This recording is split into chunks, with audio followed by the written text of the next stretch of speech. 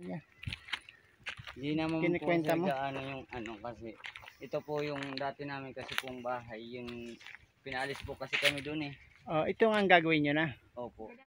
Mga may karamdaman ay kaniya, tinutulungan. Ang mga may problema ay kaniya, pinapayungan. Ang mga naghihirap ay walang sama. Supportahan po natin Dong Tigidong, member po ng Team Malasakit na wala po rin sawang tumutulong sa ating mga kababayan. Supportahan niyo po Dong Tigidong. Hello mga kalingap, magandang umaga. Supportan po natin si Dong Tigidong. Nandito po sila ngayon sa Daet. Pa-support po. Salamat. Bilib ako sa'yo kasi alam mo lahat ng kwento niya. Wala siyang inilihim, no? Tanggap mo siya. Sa mga pamilya mo, magulang, tatay, nanay, kapatid, wala ba silang sa'yo na pagsisisi na bakit si Catherine? Dati po nung panahon na kami nagkakilala, parati po sa aking sinasabi Sinusumbat na bakit yan? Sa dami ng babae, bakit daw mas pinili ko pang mag-asawa ng may anak. May anak na, oo. Kumukontra sila. Kaso nga po, di ka po kasi nila yung para pong maipagmalaki. Malaki ako na ako po kasi nung nakatapos ka din pag-aaral? Ano lang po, undergraduate ako po sa high school. Okay. Grade 9 lang po yung inabot ko. Okay.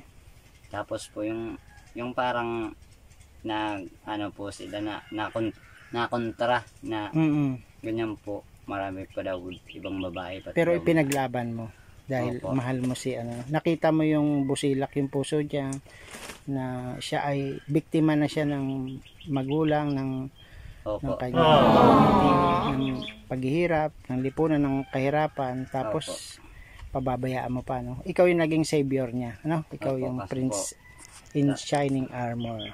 Lahat po ng kailangan na dito sa amin po, dito sa bahay namin, kung ano po yung kailangan gastusan, pinupursige ko po para po hindi kami manghiram sa mga kapatid ko, kaya so kapit kayo, ha? Opo. Tapos pag magkakataon, magpakasal kayo, ha?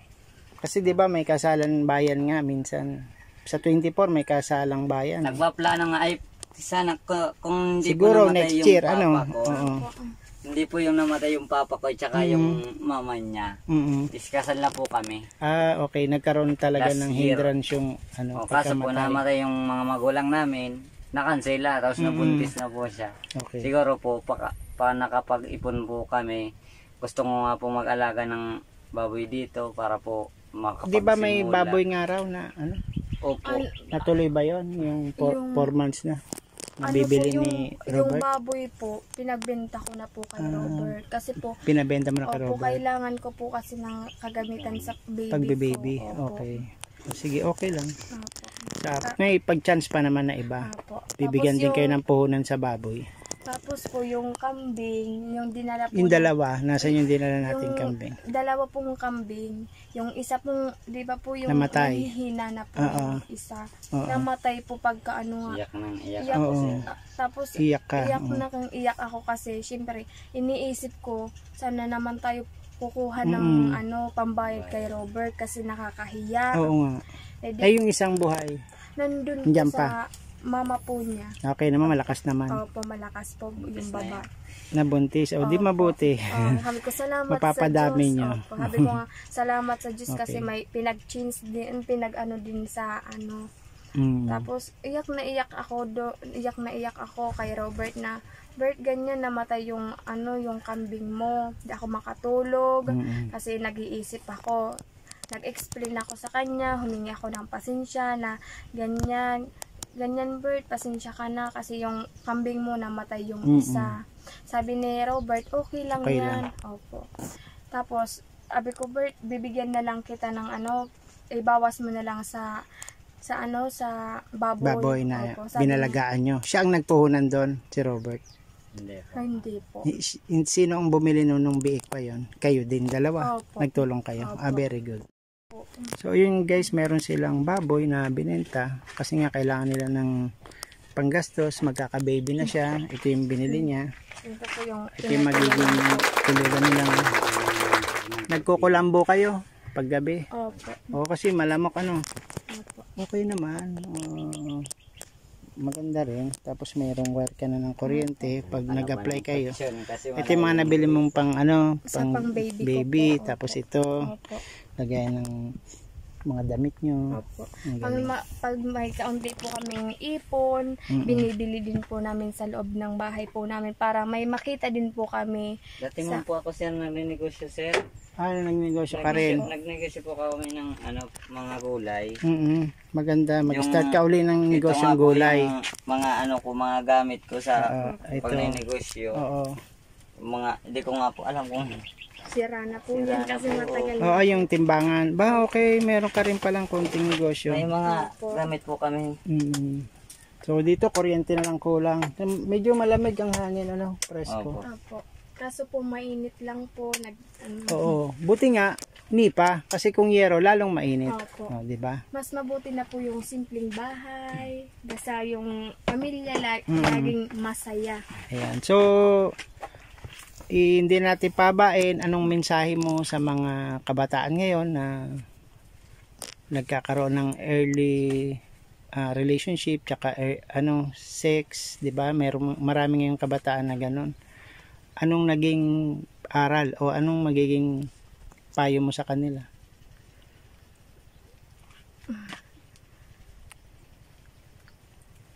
Dahil 'di ba naranasan mo mahirap dahil at 17 may anak ka na, hindi ka na nakagraduate, 'di ba? Ano yung aral na mapupulot ng mga manonood, yung mga 17 years old? Kausapin mo sila. Susupog ako. Payuhan mo sila na sana asikasuhin niyo yung pag-aaral, sumunod kayo sa magulang, ganun. Sana yung mapapayo ko lang sa mga kabataan ngayon, sana mag-aral na mabuti, wag na muna magjowa, mag-asawa, mag-aral muna kung anong inaano ng pamilya, mama mo or papa mo. Sundin nyo, hindi naman yan para sa pamilya natin, kundi para sa inyo. Tama. Ayan. Salamat sa iyo. Po. Okay. Ikaw naman, Jonel, anong mapapayo mo sa mga kabataan ngayon?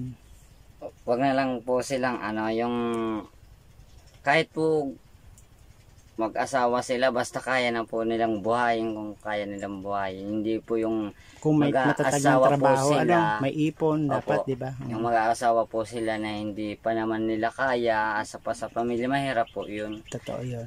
Mas mabuti po yung nasa tamang edad, nasa tamang pag-iisip kung ano yung mga dapat gawin ng isang ama. Yung magiging pamilya mo kasi yun na yung isipin mo. Ano? Okay, salamat sa iyo. Kwentahin natin ilang nipa ang kailangan dito. Dito 100 ano? Itong kulang na to. Dito sa side na to, ilan pa din yan?